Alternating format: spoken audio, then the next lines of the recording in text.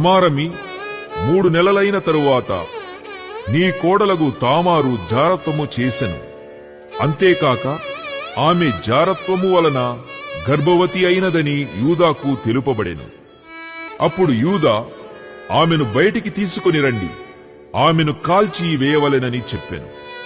ఆమెను బయటికి తీసుకుని వచ్చినప్పుడు ఆమె తన మామ యొద్దకు ఆ వస్తువులను పంపి, ఇవి ఎవరివో ఆ మనుష్యుని వలన నేను గర్భవతినైతిని. ఈ ముద్ర, ఈ దారము, ఈ కర్ర ఎవరివో దయచేసి గుర్తుపట్టుమని చెప్పించాను.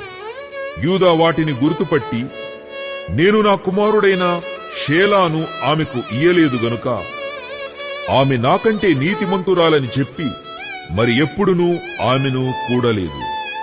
ఆమె ప్రసవ కాలమందు కవలవారు ఆమె గర్భమందుండిరి. ఆమె ప్రసవించునప్పుడు ఒకడు తన చెయ్యి బయటికి చాచెను గనుక మంత్రసాని ఎర్రనూలు తీసి వాని చేతికి కట్టి, ఇతడు మొదట బయటికి వచ్చెనని చెప్పెను. అతడు తన చెయ్యి వెనుకకు తీసినప్పుడు అతని సహోదరుడు బయటికి వచ్చెను. అప్పుడామె, నీవేళ భేదించుకుని వచ్చితివనెను.